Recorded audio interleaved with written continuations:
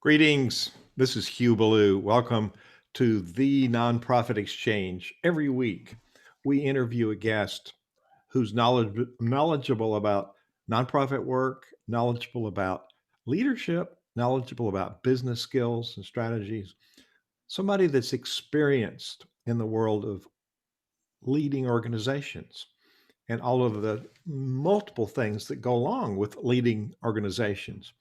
And today we're talking to you hopefully not in the middle, but it seems like forever pandemic where we're having to reinvent reality.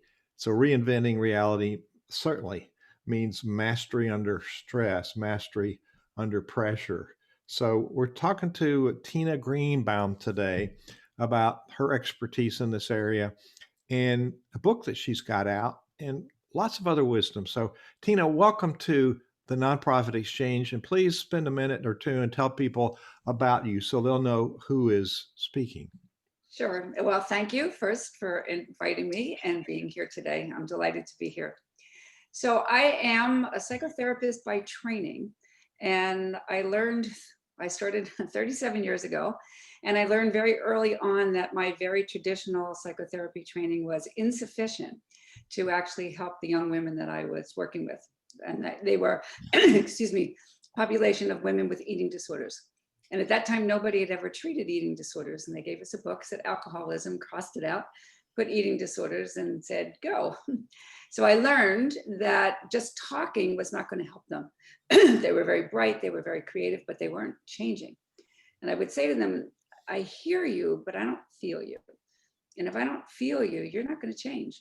And so intuitively, I knew that I needed to get below the neck. So people ask me, what do I do? I help people get below the neck. And because we have a universe here, a whole body, literally and figuratively, of information that can guide this mind body connection. And so over the years, again, I've developed and trained, and how do I get under the conscious mind? Because that's where change happens. And that's where a lot of my skill and comes from. It's a short version. And so, you and I have been around a few years and we've seen a few things come and go. And sometimes people in our generation are, the word they use is retired. And you could choose to do that. I could choose to that. But why do you do this kind of work that you're doing now? I think I was asked in a training maybe about 10, 15 years ago, how old were you when you started to help people? maybe about this big. And so I've always had an inclination, sort of an insight, intuition in how to help people. I thought it was just common sense, and common sense was as logical to me as anything. It's like, I don't know, how do you not know it? It's right in front of you. I never knew that it was actually a gift. And as I began to train and get more knowledge in terms of using this gift, I found that I was able to help more people. And I don't know about you, when I have a sense about you, given what you do, Hugh, that that's probably one of the most satisfying things in the world. And people come back to me, old clients, and I spoke to somebody yesterday, one of my clients who's now in Paris, and I've known her for maybe 15 years, and just on and off, she comes and goes, and she's like one of my kids, you know. So why would I stop doing that? Ah, it's like disowning your children. Yeah, I see that. And I'm in the same space. When people say to me, "What you said, or what you did, or what you taught me made a huge difference." So we impact people's lives who impact other people's lives, Right. and so that keeps me going, and that's probably the greatest value that I receive. Now, where your book, it's behind you, but hold it up. You have a copy of your book. There you uh, go. that's the theme of what we're talking about today. So back up and talk about, where did the idea for the book start? And it's a lot of work writing a book. So why did you want to write a book, and who's going to read the book? Very interesting question. I've always wanted to write a book, and I thought it was just out of my reach. I didn't think, just certain people wrote books. And I remember a number of years ago, I moved into Manhattan, and I went to a women's networking organization, and there was this absolutely stunning woman, French woman there. And she says, "You've got to come to the next meeting. I'm speaking about this thing that I developed and I created, and I have my book." And I said, "Okay." So I wonder, what did she do? What did she create that was so amazing? So I came to the next time, and I come in, and she's dressed to the nines. She's got her ghostwriter and her marketing director and lots of books lined up. And then I'm like listening to what she's talking about. Now, if you weren't in my field, you wouldn't know it perhaps, but I knew where she got everything from. There was nothing original in there. And I said, "Well, big smarty pants, she's got the book, she's got the ghostwriter, she's got the marketing team, but you've got knowledge." So I took that as, how could I put that together and get the word out? And then I just started following my nose, taking business coaching courses and finding out how I could scale, because exactly what you said, Hugh, I want to be able to have as much impact as I possibly could. And the book is a wonderful way of doing that and sharing. If people can't work with me individually or in my groups, they can get all the information right in the book. It is a worthy journey writing a book. And for me, I wrote my first book, I guess, in 2004, 2005. I've got 10 uh, in print and 10 in ebooks and 10 online programs. And each one of those has been a journey of clarity for me. Yes. And if people, you and I met at a business growth conference. I don't know how many years ago was that? Maybe about five. I think about Okay. 5 years ago. Okay. And then we didn't connect for a while. Then all of a sudden, here we are. And so we're talking again, and I'm really impressed with what you're doing and what you have done, especially in this whole area that you're talking about, and it's very relevant Mhm. today. And I believe you and I talked about in your studies that you study the work of Murray Bowen systems. Yes. Yes. In my studies, there. Let me see how my own anxiety is contagious. And we see a lot of that. When the leader is anxious, then it spreads instantly. So for Yes. folks listening, Murray Bowen was a psychiatrist, MD, and was in family therapy, but he started looking at the trends he saw, and then developed 8 concepts of leadership, and wrote essays about it. And Roberta Gilbert, who's still my coach, Hmm. and she's a little older than both of us. She is very experienced in writing more books, but she was a colleague of Mary Bowen, and she put them into systems, Roberta Gilbert. And so that's been, for me, that's been some of the most important leadership, I would say, perspective and self management tools I've ever learned.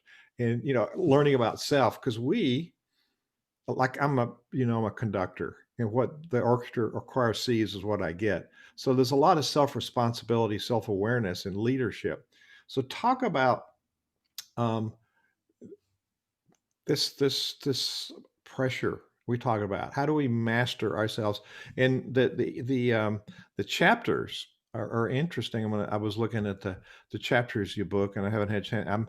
This is on my reading list here. It's just a lot of really good things: overcoming negative thinking, meditation, how we create change, why this work is so hard to do alone. I mean, the chapters are just, they're spot on for what we need, from negative thinking to productive thinking. So, talk about what do you hope people will do as a result of the inspiration they get from your book?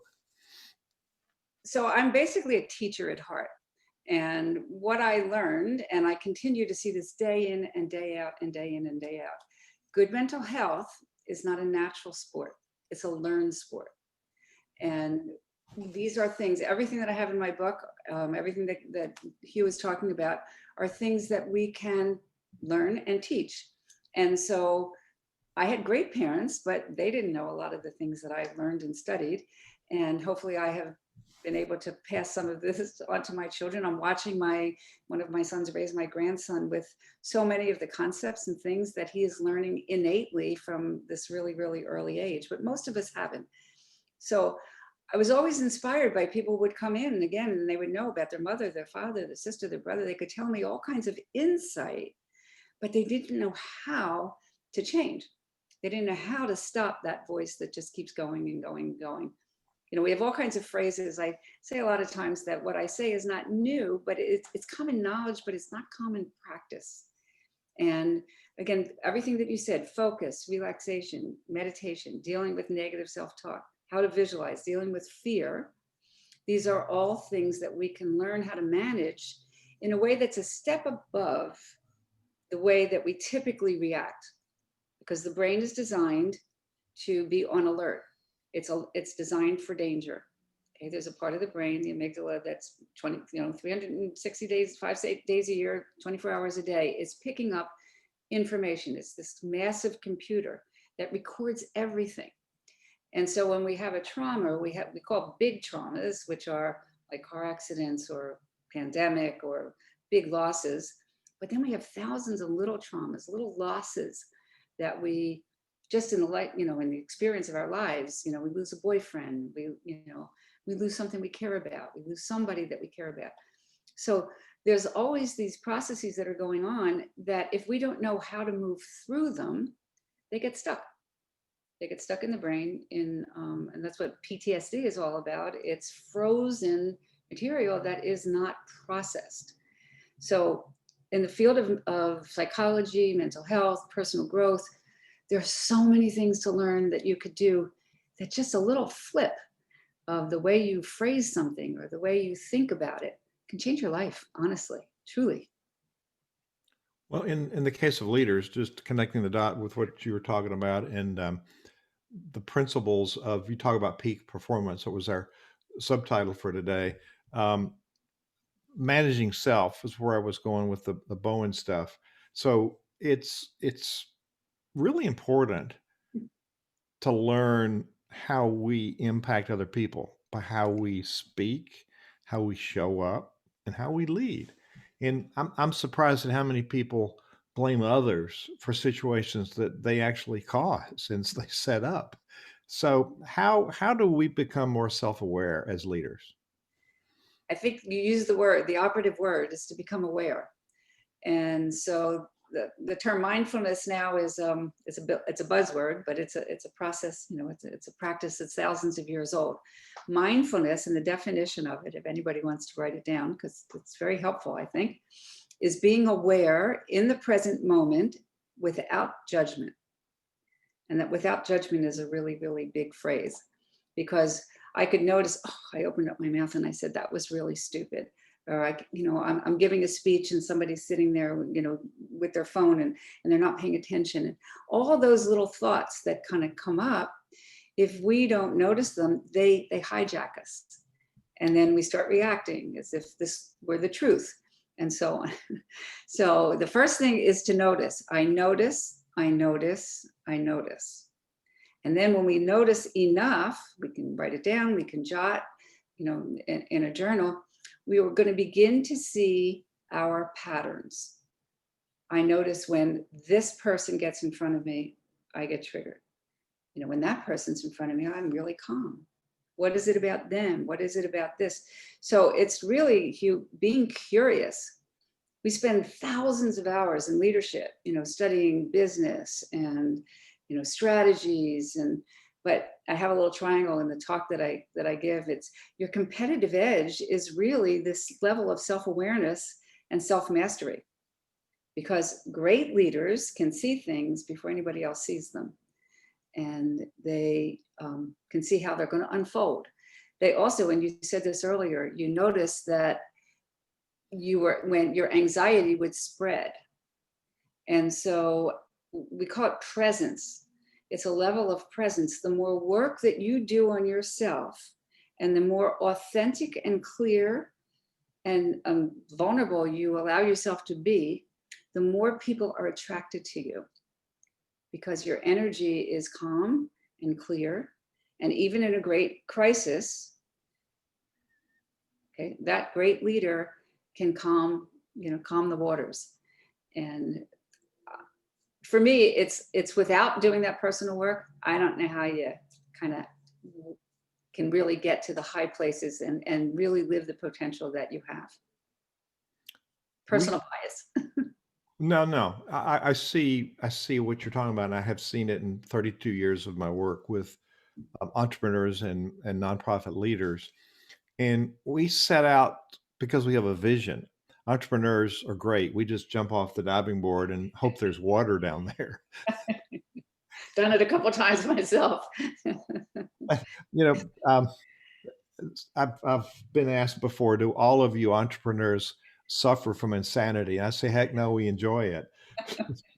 There is a necessary prerequisite, but we're visionaries. And you hit the nail on the head. Leaders live in the future. We forecast things instead of saying why, we say why not. And Absolutely. we find a vacuum and we create something to fill that vacuum. Unfortunately, we don't always have the tools to do it. That's correct. And I could see that this would be a necessary book for any leader to have on their shelf. Talk about you talked about the self awareness and all of that, but those are blind spots. There's a reason they're called blind spots. And your chapter 3 of your book is why this work is so hard to do alone. So how do we surround ourselves with people? And you talked about vulnerability, like Brene Brown talks a lot about vulnerability, and you taught about who we attract. James Allen, his little book As a Man Thinketh says we don't attract. I've changed it to neutral language. We don't attract what we need, we attract what we are. And Yeah. so how do we surround ourselves? We Center Vision is about the synergy of our common vision through our team. How do we build this team that will help us be better? Because we can't see all these things. How do we create that system that's safe and will empower us rather than help us feel like vulnerability is a leadership skill. So how do we surround ourselves with the people to help us? I think it's a great question, and it's a great question, and you may identify this. I certainly can because of this gift or natural ability that I have, which is emotional intelligence. Really, our great leaders are highly emotionally intelligent, and so I know for my life, a lot of times I would say I tick and everybody else talks. For me to find my tribe, my people, has not been an easy task, honestly. And many of the places I've moved in search of um, people that I can relate to. So I look for people that are winners, people that I can aspire to. They've achieved something that I want, and I study them. I follow them. I may read about them, or even when we're talking about career, searches, and I just said to somebody yesterday, find the people that are doing what it is that you want to be doing and interview them. Ask them, how did you get here? What was your path? What are your secrets? People love to talk about themselves. So many times when you ask, people will. But I also listen to people's language. And honestly, I could tell probably within a couple of minutes whether anybody has done personal growth work or not. They're pretty much what you see is what you get. They're, not, they don't bring themselves down, but they're talking, yeah, I really struggled with that, or that was really hard, or God, yeah, I've had a couple really bad decisions at the same time. People, they don't pretend. And again, if you're sensitive to your surroundings and people you're around, you feel good around them. You like them. You want to be around them. You want to have conversations. I love deep conversation. That to me is one of the things that gets me more excited than just about anything. And so I'll start a conversation, even at a networking event. I'll start a conversation and someone will ask a good question, or they'll be thoughtful in a certain way. And I'll want to know more. I want to hang out with them. That's one thing. And then the other thing is I take my time in building that level of trust. So somebody may, and this is how I got myself into trouble, financially with some of the business people that I invested in. They had great ideas and they were great salespeople and they were very charismatic, and they were going to take me along with them. But I needed to kind of be a little bit, more discerning. I needed to take some time and find out who else has been successful with you and interviewing people. And so I say good intuition is a great hunch. Now, I'm very intuitive, but I have learned also It is not the rule. I could no sooner go in there and say to you, Hugh, I know exactly what you're thinking, because I don't.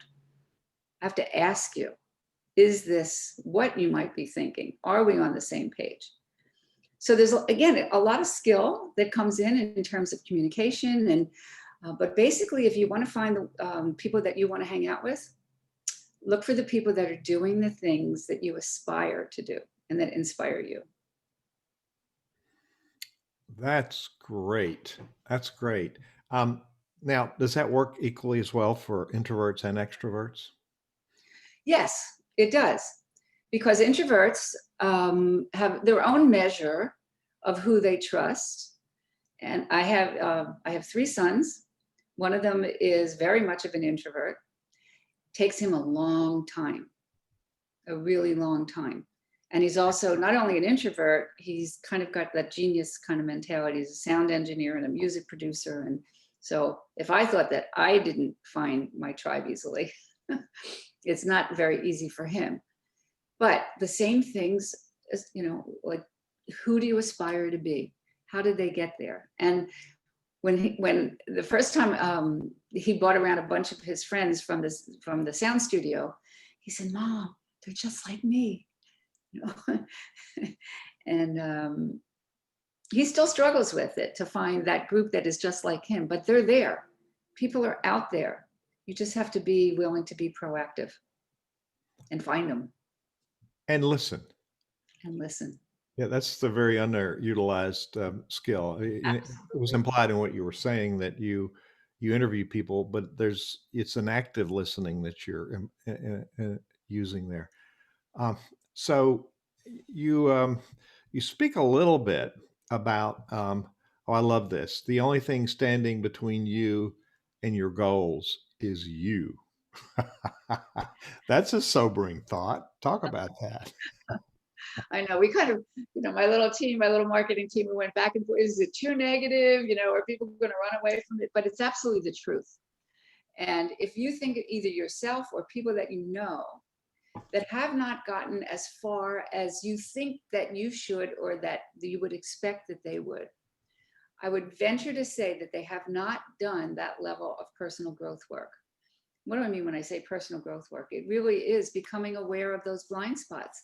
Everybody else knows them. And I always say, wouldn't you want to know what yours are too? And once you have a sense of how they show up, where they show up, I'll give you like a little example. Because I am the person who I am, and I really am very strongly uh, akin to justice. I don't like to see injustice.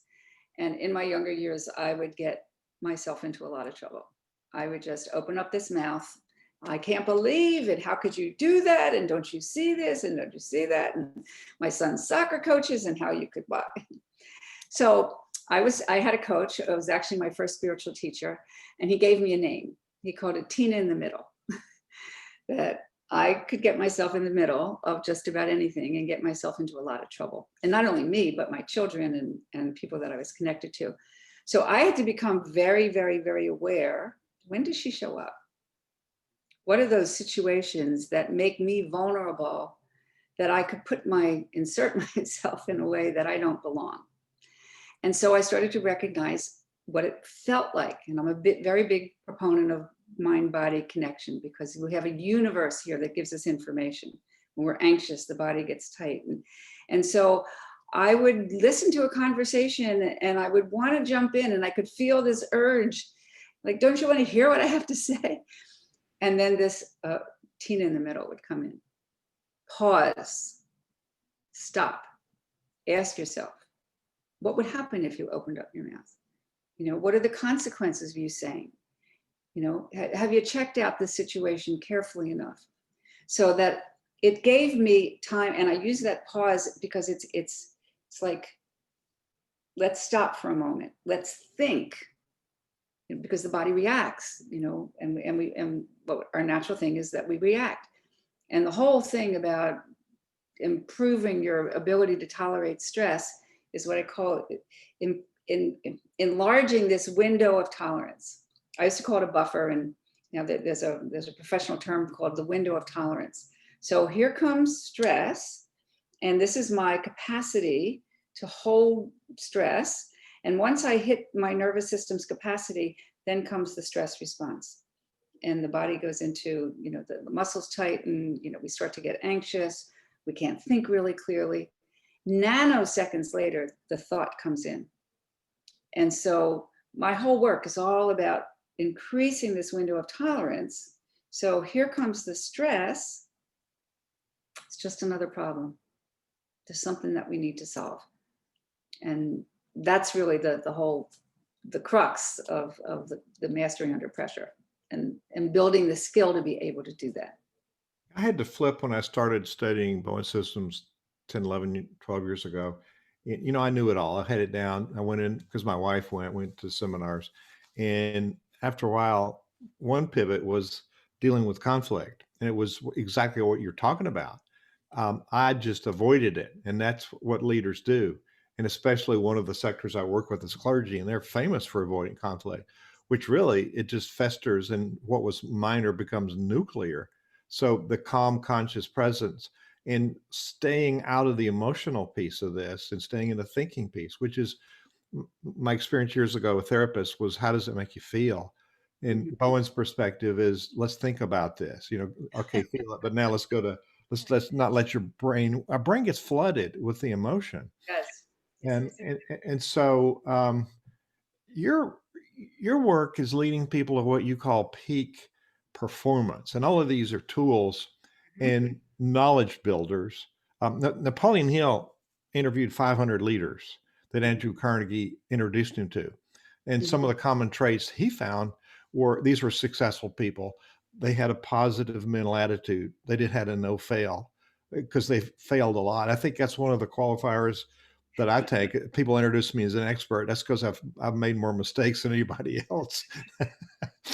So I've had more time to do that and then correct them and learn from them. So talk about your founding principles. Now, explain what you mean by principles, and then what are in your approach to peak performance, what are those founding principles, and why does that matter? So the founding principles are, we're teaching skills. And so skills are like any other thing that you need to learn, require practice and repetition, practice and repetition. There's a wonderful book called The Talent Code. Forget the guy, and I forget the author of it, but he went around the world and studied great performers, great athletes, tennis players, musicians, and he kind of pulled out like what was true about the greats. And number one, they all had a great coach, which I thought was a really interesting thing. And they had a tolerance for failure, and they had a willingness to go back over and over and over again. You as a conductor, musician, how many times you go over the phrase, what's working, what's not working, what do I need to change? And so not everybody has the willingness to work at that level. And that, again, separates the people who do. But these are skills that as you're learning, you are building new neural pathways in the brain. And the more you repeat and the more you repeat and the more you self-correct, what worked, didn't work. I'm just working, I have a presentation to give this afternoon, a PowerPoint. And I'm just standing here in my office, just going over it and over it. Oh, it gets stuck there. Okay, how do I do that? It's just like music, going from one phrase to the next phrase. How do I get from this idea to the next idea, with ease? And so it's a willingness to keep going back over and over and over again, to be self-aware, self-critical, not in the sense of, saying you're bad, just again, noticing this didn't work. This didn't work. I got stuck. And so that's kind of a basic principle, that these are skills, and it is a mind and a body experience. We need to quiet down the body so the mind can be clear. That's that's that window of tolerance. Quiet down the body. And the way that we do that is focus, relaxation, through meditation, through mindfulness and breathing, and getting this whole system quiet, so that in an instant, when you start to recognize that here the body's getting tense, I can go back to that breath. I can go back to my body, the center, the Tantien, and I can ground myself and I can start again. And so doing that and then going up into the mind and really recognizing belief systems. What are the ones that I want to hold on to? What are the ones that are just ancient that I picked up from somebody? All my biases. We're talking so much about racial bias now, and there's so many things in there that we can bring to our awareness. Okay, do I still believe this? Is this something that I want to carry on or not? And so, and then the other thing I think is really important. A lot of times people talk about positive thinking. And the one talk that I'm going to give one of these days is positive thinking is highly overrated. And I say that because I can say, oh, I'm just going to be fabulous, or I'm going to do this, right? But if I don't have all the other ingredients and my unconscious and conscious mind and my behavior and everything else and all my belief systems, if they're not in alignment, it's not going to happen. So I like to use the word productive thinking. Do my thoughts produce something useful for me? So if I'm getting into one of my negative spirals of that was really stupid or this will never happen, no, where is that take? Does that produce something useful for me? No. That takes me down a spiral. It's going to put me into a place where I'm going to be down in the dumps. Not helpful. Okay, so I made this mistake. What is, how can I make this thought into something useful for me? Well, I want to do great. I feel bad. Why do I feel badly? Oh, well, that person was looking at their phone, and then I can take, well, is that really a reflection on me? Everybody else was listening. So you expand, you bring things into context so that you can learn from them. Constantly learning. I believe the book you were talking about, the talent code, is Daniel Coyle and John Farrell. I love it. Yeah. Yes. And There's a regular book, and then there's a short version of 25 things that what you need to do in order to create talent.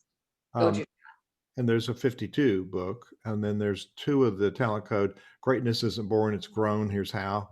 And then there's the unlocking the secret skill in sports, art, music, and math, the talent code. So that's fascinating. So you triggered a lot of questions, but unfortunately we don't have time to deal with them all. But there's a lot of consistency in what we teach in Center Vision and what you're talking about. Taking charge of your own thoughts. And Bob Proctor, great leadership speaker, talks about the mind, the mind body. He talks about the mind body. He also talks about the conscious mind programming our subconscious mind. And so, how talk about what do you mean by the mind body connection a little bit more? So if I go back to my example of Tina in the middle, so when that would happen, I would start to, I'd get a certain feeling. My body starts to give me information.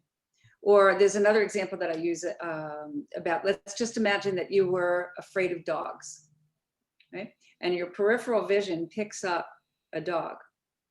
And the body will go into the stress response. And then nanoseconds later, the mind will say, dog. So it behooves us to really start to understand how our body speaks to us. There's a brilliant Bessel van der Kolk is sort of the father of PTSD, talking about PTSD, and he from a mind-body connection. And his book is called The Body Tells the Score. And so when you begin to there's a whole form of therapy, somatic therapy, where you begin to start to become aware of how your body responds to certain situations. So I don't like to be controlled. I don't know anybody that really does, but it really, I've worked for myself for 37 years. I haven't worked for anybody. So when I feel like I'm being controlled, or there's something that I'm being blocked, I'll get it in my neck. I'll just start to feel my neck and my shoulders start to tighten up. So all I have to do is notice this. And then I start to look around. Okay, what's, where am I blocked? Where do I feel out of control? So these two things speak to each other all the time. It's a shortcut. just a shortcut. Oh, I get it. This person kind of, blew me away or whatever, blew me off. Or so this relationship takes time to recognize because again, you have to become aware. What am I noticing? When so and so speaks to me, I just always kind of, I get angry. What is it about that? Okay, what happens in me? And so we have a greater kind of book to use. We're become so much more expansive when we bring in the body and the mind together and really learn individually how you work, not how I work, not how Hugh works, but how you work.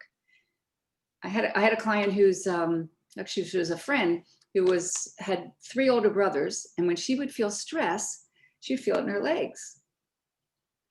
She would be running away from her brothers. When she would get scared, she would run. And so that was her sort of insight and, piece of self-knowledge that when I feel that way, I'm feeling scared. And then we can go figure out what to do about it. So not letting that emotion get triggered is what I'm hearing you say. There's a minute, you said nanosecond later, but sometimes it takes a little longer to be aware of what that reality really is. Absolutely. And so I think God puts people in our lives to test us and to teach us. And how can his book on antagonist talks about an antagonist that we can't treat him the same way. Bowen talks about focus child in psychology. It's the identified patient. Mm-hmm. In Julie Cameron's book, Artist Way, there's the crazy maker. Right. These people are about attracting attention to themselves. So there's a discernment moment there to Yes. So realize it ain't about you. yeah, because it's great, Hugh. So we can't always stop the trigger. Yeah. I want people to understand that. That's where my work, that's really where the training comes in and helping people really be able to bring it down, it's like an emotional signature, like an energetic signature in the cells. So it's not always easy to stop the trigger. But when we do this other work, we may notice that we don't get triggered. It's very hard you can't go directly to it. So we have to learn all the signs about the way our body and mind kind of operate. And over time, it's like, well, that used to just drive me crazy, but it's not getting me anymore. That comes from this level of work. But the other thing, you said something else that was, I just kind of lost it. That was great. The antagonist, the focus Yes. child. So this is a really wonderful thing. And again, I didn't make this up, but I use it all the time. When somebody triggers me, because again, the first thing that we want to do is we want to blame. That's the less evolved brain wants to just blame. So let's just say I notice that this person triggers me. And the question that you want to ask is, what is it about them that triggers this in me? As opposed to, oh God, if only they would do this, and if only they would do that, if only they would change this or that. So what is it about them that triggers this in me? It's an operative question that opens up a universe. That is, yeah, asking questions is a good leadership skill. So we have some people watching, and if you're open to them asking questions, Of course. I'll open their mic. But just before that, I want to ask you about meditation and why it's important. But I want to do a sponsor moment, and our sponsor is our printer for our magazine, Nonprofit Performance 360. Here's our friend Frank Shankowitz, who formed Make a Wish Foundation. He was a motorcycle cop in Arizona. So Word Sprint teaches us that mail, you send mail, and here it's a third the message, the right message, a third to the right person. Then the fourth is the right rhythm. Only 10% is appearance.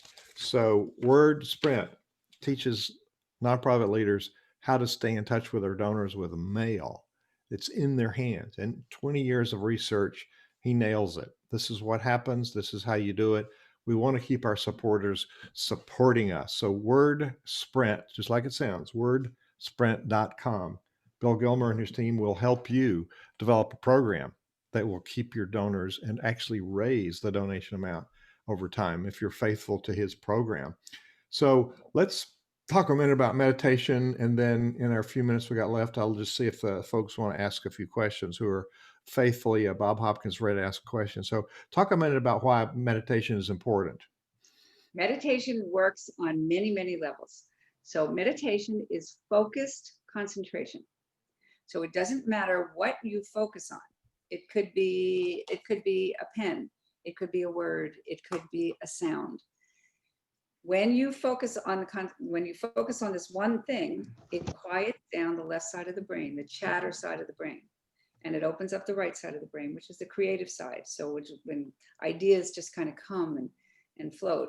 So, and what happens at the same time is it also quiets down that part of the brain I was talking about, the amygdala, that's on alert all the time. And it creates neural pathways to the prefrontal cortex, which is the part of our brain is the executive branch.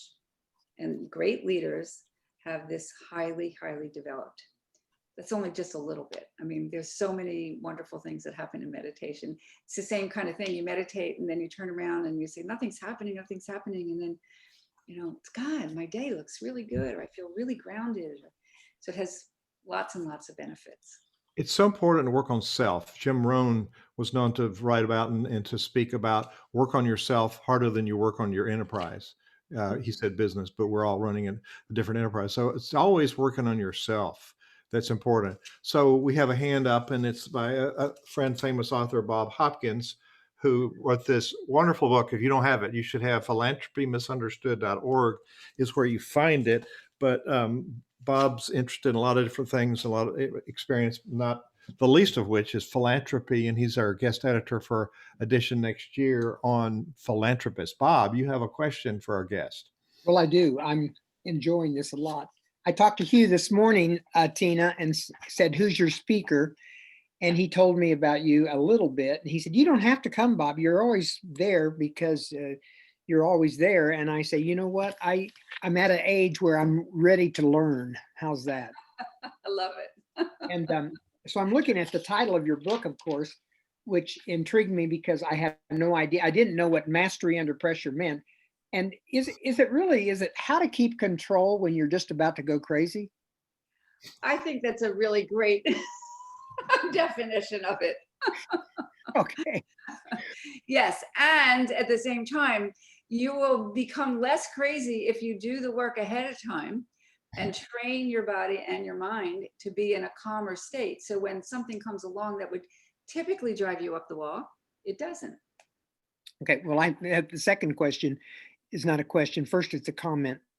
I'm doing a lot of work. I teach college, so I have a lot of college students, and most of my students are minorities, students of color, because I teach community college right now. And I'm loving it because I'm able to say so many things that they have never heard before about how to live life. And they love that.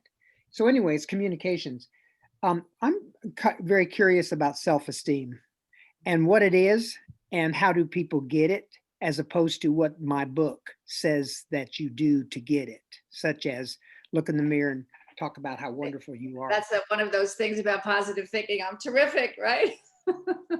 And I didn't mean to, but the name of my book is Philanthropy Misunderstood. And I think that I'm becoming to learn that I understand more what philanthropy can do for you. And what philanthropy can do for you mostly is to give you self-esteem. Yes. So this is the way that I kind of think about self-esteem or confidence, right? They're intimately connected, comes from little successes. So kind of when I get to the place where I can have my own nonprofit and have the bandwidth, actually exactly what I want to do is to work with kids, teenagers who don't know these skills, right? So if we do one thing, we just that going back to that talent code, we just do one little thing and we succeed, or we change the way we talk to somebody and we get a different reaction. Oh, that's really good. Let me try that again. And then we have other skills that we have, that we learn how to communicate. We learn how to say things that people respond to. They hear us. We're not getting into arguments. That builds that kernel of self-esteem. I can navigate my way. And so whatever it is, confidence in a sport, confidence in music, feeling good about yourself, we have to, in my opinion, it's there to be had, but you have to work at it in some way to manifest it to become, alive. Mhm. Have you ever heard of Dr. Doug Lawson? No. He wrote the book Give to Live, No, I'm not familiar which with it.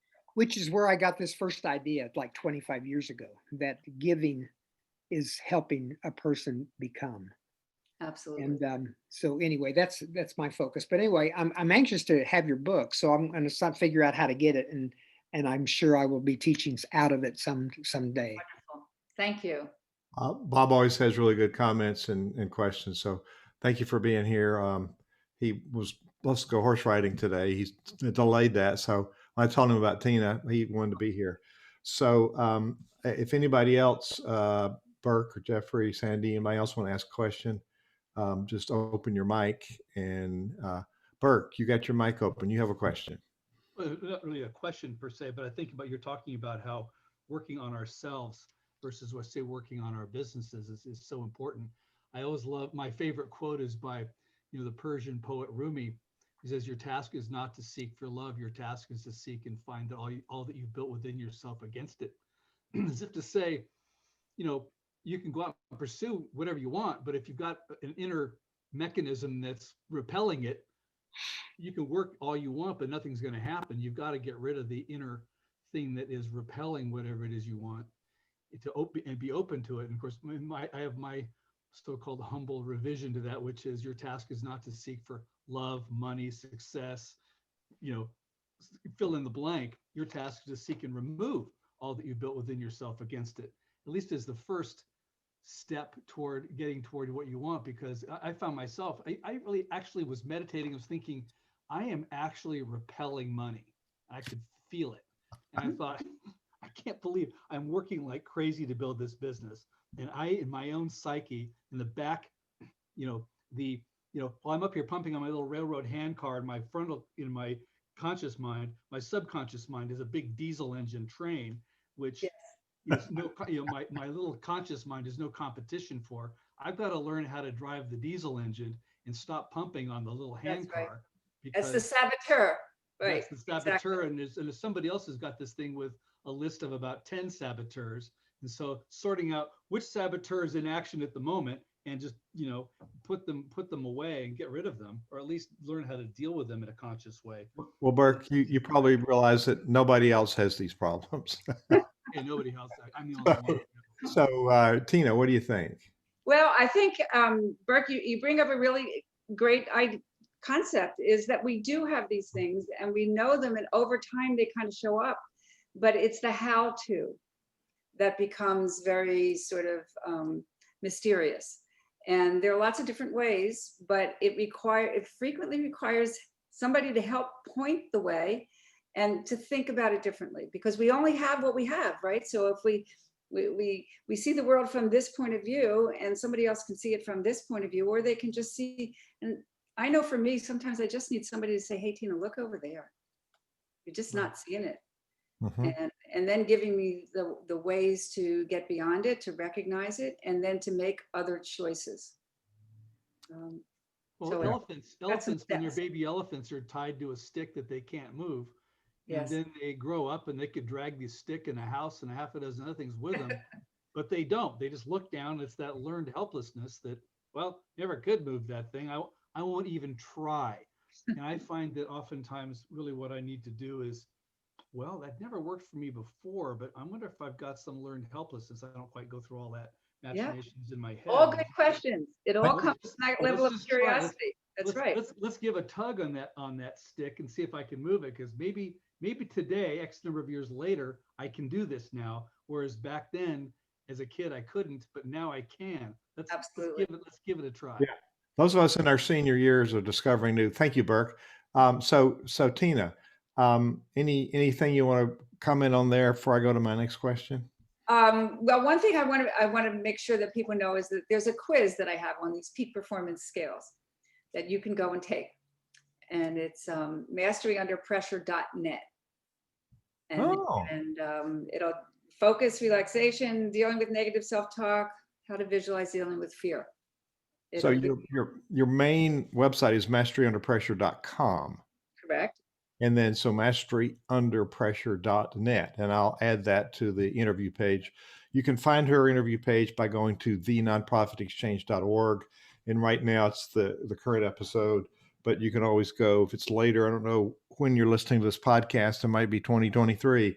Go to the bottom of that page and look on previous episodes or previous videos, and you'll find it there with the others. And we keep these archives, and there'll be a full transcription of the interview there. So we have time for another question, I think, before we have to start winding down. What do you mean when you say, or the statement that says, use fear as your greatest teacher? Well, I think you alluded to a little bit before, what many people do is, and you alluded to it even, just, conflict. They don't want conflict. They don't want to feel badly. So our idea is to look away, right? If I'm scared of something, it's scary. But if we look away, we lose the message and sometimes the messenger. So let's say that I'm scared of driving in the snow, just something like that. And I don't go anywhere near the snow. I don't go, but I love the snow, but I'm afraid of driving in it. And so if I pay attention to the fact that, why don't I go up to the mountains? Well, okay, that fear that's coming up about driving, it's like, okay, so what can I do about it? Can I make this a conscious choice? Can I get chains on my car? Can I go on a bus? Again, it opens up other possibilities, other ideas. This is a very little, a little example. But just by asking myself, what am I scared of? Where's the fear? Where is it coming from? What's it about? And many times if it's old stuff or really scary experiences or traumatic experiences, people really don't want to take a look. Mm-hmm. But what I say is that we know all this stuff about ourselves already. Somebody like me or some other coaches or, books that you read, we can help you uncover what you already know. And so by avoidance, which is, again, is the most prevalent thing that people do when they're scared, is they lose a whole opportunity to learn. I love to ski. It's the same thing. I was scared to go down. So it helps me problem solve, I guess, is really the bottom line. Those are learning opportunities. Mm-hmm. And you're moving from the superficial high of what was it, positive thinking? Positive thinking. Yay! Yeah, the what's the old expression that somebody's so heavenly minded and they're no earthly good. But I think there's a finite difference in what Napoleon Hill writes about as a positive mental attitude. Yes. It's the can-do piece of that. So there's a unique distinction in that. So I'm looking at your book here.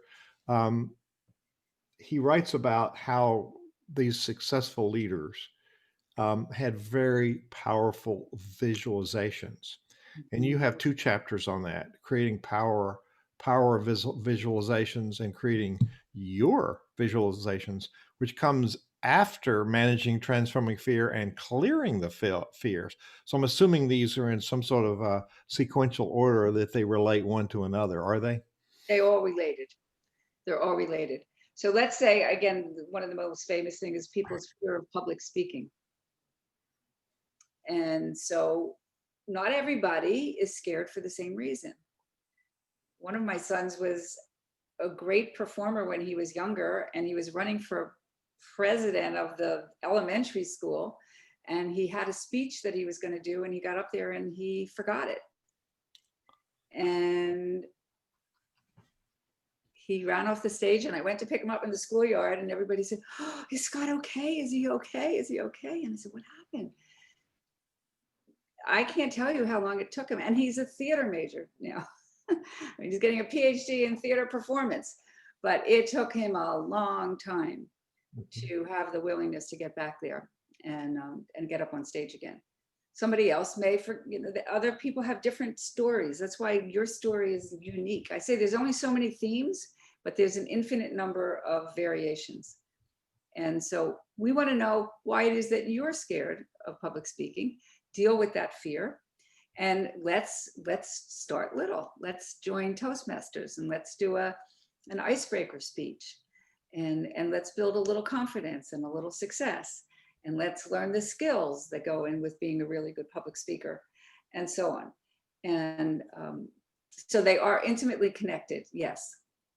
Yes, yes. And I think from my experience, a lot of my fears are superficial and self-manufactured. You imagine things that aren't really there.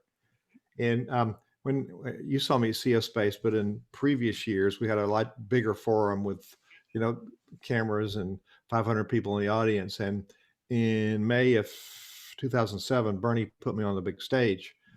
I don't think he realized I had spent my whole career with my back to the audience. So I just figured I'm going to screw up, so I'm just going to go for it.